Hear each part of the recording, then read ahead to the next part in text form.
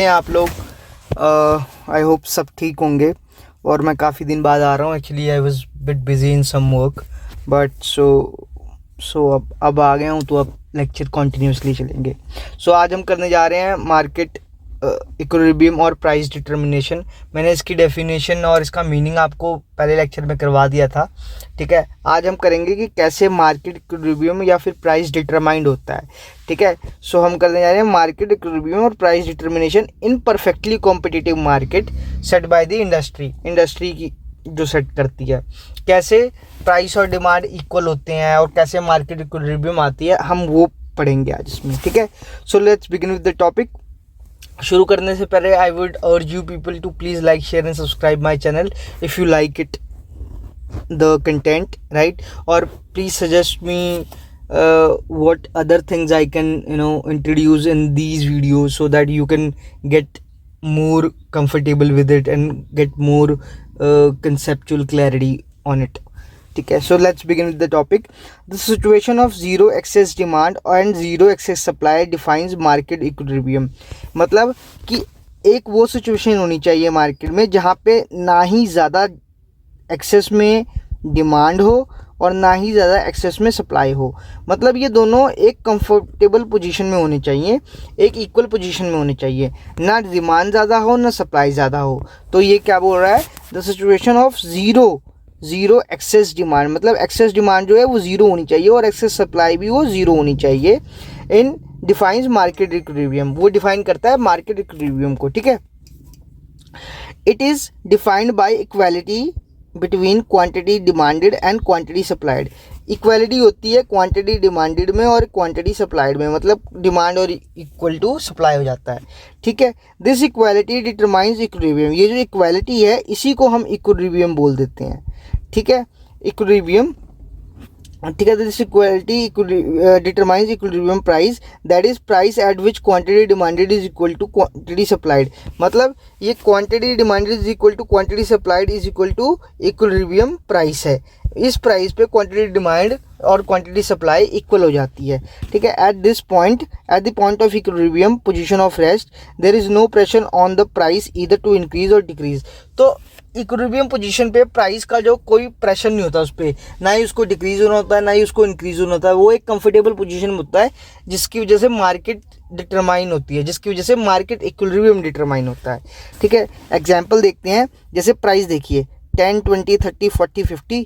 ठीक है, per unit है ये, मतलब एक बिस्कुट का दाम 10 रुपये है, एक चॉकलेट का दाम 20 रुपये है, ऐसे। ठीक है, क्वांटिटी डिमांडेड 10, 8, 6, 4, 2, क्वांटिटी सप्लाई 2, 4, 6, 8, 10। ठीक है, मतलब अगर एक पैकेट 10 रुपये का है बिस्कुट का, तो 10 की डिमांड है उसकी, लेकिन सप्लाई कितने की है, 2 की है। ठीक है, वहीं 20, जहाँ पे क्या कहते हैं 20 रुपया हो गया प्राइस, वहाँ पे क्वांटिटी डिमांड कम हो गई, 8 हो गई, 8 लोगों ने मांगना शुरू कर दिया, लेकिन क्वांटिटी सप्लाइड 4 ही है। जब 30 रुपये प्राइस हो गया तो क्वांटिटी डिमांडेड और कम हो गया, 6 हो गया, और क्वांटिटी सप्लाइड बढ़ के कितनी हो गई, 6 हो गई। यहाँ पे इक्विलिब्रियम मीट कर रहा है, क्योंकि यहाँ पे quantity demand is equal to quantity supplied है। ठीक है, so hence equilibrium price is 30 per unit. मतलब इक्विलिब्रियम प्राइस क्या सेट हो जाएगा मार्केट में, 30 रुपीज़ सेट हो जाएगा एक किसी भी आइटम का दाम। ठीक है, कोई भी आइटम गुड है उसका दाम क्या हो जाएगा, 30 रुपये। क्यों? क्योंकि यहाँ पे quantity supplied is equal to quantity demanded. ठीक है, इसका डायग्राम देखिए। ये मैं आपको अगर बना के दिखाऊंगा, ये देखिए। ठीक है, ये डिमांड है, ये सप्लाई है, SSDD। यहाँ पे हम लेंगे प्राइस y एक्सिस पे, यहाँ पे हम लेंगे x एक्सिस पे क्या लेंगे, क्वांटिटी डिमांड। ठीक है, तो ये जहाँ मीट कर रहे हैं ना डिमांड और सप्लाई, इस पॉइंट पे ये इक्विलिब्रियम प्राइस है, मतलब ये 30 है। ठीक है, और कहाँ पे मीट कर रहे हैं, 6 यूनिट पे। ठीक है, तो जब क्या कहते हैं, ये पॉइंट ई मान लीजिए, ये वाला। ठीक है, इस पॉइंट पे क्या है कि क्वांटिटी डिमांड, इस पॉइंट पे क्या है, quantity demand is equal to quantity supplied है। ठीक है। मान लीजिए मतलब अब हमें एक्सेस सप्लाई भी दिखाना पड़ेगा, एक्सेस डिमांड भी दिखाना पड़ेगा। उसके लिए कुछ नहीं है, बिल्कुल नॉर्मल सी चीज़ है ये। देखिए समझिए, मान लीजिए ये देखिए in figure 11.1 negatively slope demand curve and positively slope supply curve intersect each other at point ई। ठीक है, ये कह रहा है कि इस डायग्राम में डिमांड कर्व नेगेटिवली स्लोप्ड होता है ना, क्योंकि प्राइस और क्वांटिटी डिमांड का नेगेटिव रिलेशन होता है और सप्लाई और क्वांटिटी प्राइस का पॉजिटिव रिलेशन होता है। ठीक है, so negatively supply sloped quantity demand and positively sloped quantity supplied intersects each other at point E. इस पॉइंट पे इंटरसेक्ट कर रहे हैं और यहाँ पे क्या हुआ, ओपी हमारा हो गया, ओपी ये रहा, ओपी हो गया हमारा प्राइस और क्यू एम हो गया हमारा क्वांटिटी डिमांड। ठीक है, at this price same quantity is demanded and supplied. इस प्राइस पे सेम क्वांटिटी और डिमांड सप्लाई हो रही है, same quantity is demanded and supplied, मतलब उतनी क्वांटिटी डिमांड हो रही है जितनी सप्लाई आ रही है, या कह लीजिए उतनी सप्लाई आ रही है जितनी क्वांटिटी की डिमांड हो रही है। ठीक है, अब अगर आपको इसका डायग्राम बनाना है तो बहुत इजी है, बहुत सिंपल है। वो कैसे बनेगा देखिए, कुछ नहीं करना आपने, मैं आपको बना के दिखाता हूँ ये डायग्राम कैसे बनाना है आपने।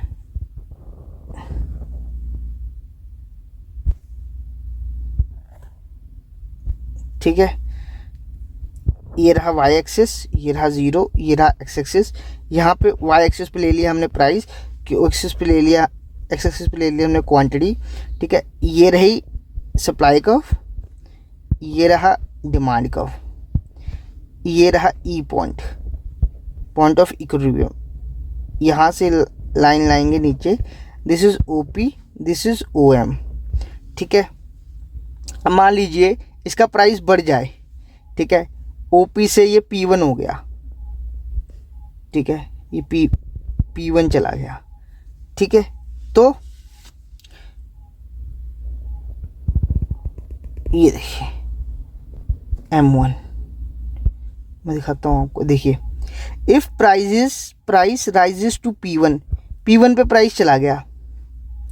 ये देखिए OP था, OP से चला गया P1, P1 चला गया, तो जो क्वांटिटी डिमांडेड थी पहले OM थी, अब OM1 हो गई, कम हो गई क्वांटिटी डिमांड। क्यों? क्योंकि प्राइस बढ़ गया, प्राइस बढ़ने से क्वांटिटी डिमांड उसकी OM रहेगी, OM1 हो गई। ठीक है, इसके बाद क्या हुआ, since OM2 and supply rises to OM2, और जो सप्लाई है आपका, मैं उसको ना एक डायग्राम इस पे बना के दिखाता हूँ आपको, इस पे ही बना देता हूँ, इस पे समझिए। देखिए if price rises to P1, ठीक है, पहले प्राइस P था, अब चला गया P1। ठीक है, तो क्वांटिटी डिमांड क्या थी पहले OM, अब हो गई OM1। ठीक है, ये देखिए ये डिमांड से यहाँ पे टच हो रही है ना, ये तो ये कहाँ आ रही है, नीचे OM1 पे, OM1 पे आ रही है। ठीक है, और सप्लाई कितनी हो गई, सप्लाई इसकी हो गई OM2, है ना। हाँ, सप्लाई राइजेस बाय OM2। ये देखिए ये एक्स्ट्रा सप्लाई इसकी हो गई OM2। ठीक है, उसके बाद क्या हुआ कि since OM2 is greater than OM1, मतलब कि सब OM2 ज़्यादा बड़ा है OM1 से। ठीक है, ये देखिए मैं आपको दिखाता हूँ, ये देखिए OM2 कितना है, OM2 है 8 यूनिट्स, OM1 कितना है 4 यूनिट्स, तो 8 बड़ा हो गया ना 4 से। ठीक है, since OM2 is greater than OM1 therefore there is excess supply, मतलब वो क्या कह रहा है कि डिमांड तो भाई 4 की है, ये देखिए 4 की डिमांड है, लेकिन सप्लाई कितने की, 8 की है, मतलब 4 यूनिट जो है वो एक्स्ट्रा सप्लाई हो रखे हैं, तो आ गया ना एक्सेस सप्लाई यहाँ पे, ठीक है, एक्सेस सप्लाई हो गया। Therefore there is excess supply equal to M1 M2। Excess supply कौन सा है, M1 से M2 के बीच में, ये एक्सेस सप्लाई है आपका, ठीक है। Which will create competition among the sellers and lower the price.